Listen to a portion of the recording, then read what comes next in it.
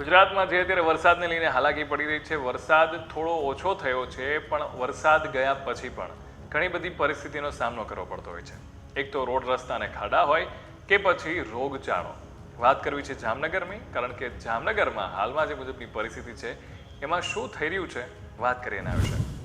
તમે જોઈ રહ્યા છો વાઇબ્સ ઓફ ઇન્ડિયા. મારું નામ છે જયરાજ અને જામનગરમાં જે થોડો વરસાદ પડ્યો છે, એટલે જામનગરમાં જે જબરજસ્ત વરસાદ પડ્યો છે એને લઈને વાત કરવી છે. વરસાદ તો અત્યારે ઓછો થયો છે, પણ ત્યારબાદ સૌથી વધારે જે તકલીફની વાત હોય છે એ રોગચાળો ફાટી નીકળતો હોય છે. અને જામનગરમાં જે રોગચાળો ફાટી ના નીકળે એટલા માટે તંત્ર દ્વારા 12 આરોગ્ય રથ છે એ અલગ અલગ વિસ્તારમાં છે ફેરવવામાં આવી રહ્યા છે. જેથી કરીને જેટલા પણ લોકો છે એમની તપાસ કરવામાં આવી રહી છે. એમને કોઈ પણ લક્ષણો હોય તો એ બાબતે પણ દવા આપવામાં આવી રહી છે. અને આ આરોગ્ય રથના જે કર્મચારી છે, અધિકારી છે, એમની સાથે જ્યારે વાત કરી ત્યારે એમણે આના વિશે શું કહ્યું, સાંભળ્યા આ વિડીયો.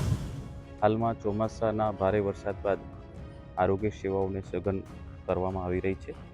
અમારા 12 આરોગ્ય કેન્દ્ર અને 19 હેલ્થ અને વેલનેસ સેન્ટર દ્વારા ઓપીડી ચલાવવામાં આવે છે. બાકીની આરોગ્ય સેવાઓ, રસીકરણની સેવાઓ આપવામાં આવે છે.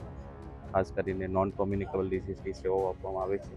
આ ઉપરાંત ખાસ કરીને આ ચોમાસા દરમિયાન લોકોને ઘરની નજીક સેવાઓ મળી રહે એના માટે 12 અમે અલગ અલગ વાડીઓમાં ડૉક્ટર્સ અને પેરામેડિક્સ અને દવાઓ સાથે અલગ અલગ વિસ્તારોમાં જઈ અને લોકોને ઘરની નજીક આરોગ્ય સેવાઓ મળી રહે છે તે માટે અમારા દ્વારા આ પ્રયત્ન કરવામાં આવી રહ્યા છે. આ ઉપરાંત જામનગર શહેરની જનતાને મારી રિક્વેસ્ટ છે કે આપણે આ વખતે ચોમાસામાં જે બોરના પાણી પીવાનું ટાળવું જોઈએ. મહાનગરપાલિકા દ્વારા સપ્લાય થતા ક્લોરિનેટેડ વોટરનો જ ઉપયોગ કરવો જોઈએ. આ ઉપરાંત ઉકાળેલું પાણી પીએ તો વધુ હિતાવહ છે. અને મચ્છરજન્ય રોગચાળા અટકાવવા માટે આપણા ઘરની આસપાસ પાણી ભરાયેલું છે એને વહાવી દઈએ. અગાસી ઉપર પાણી ભરેલું છે એને વહાવી દઈએ.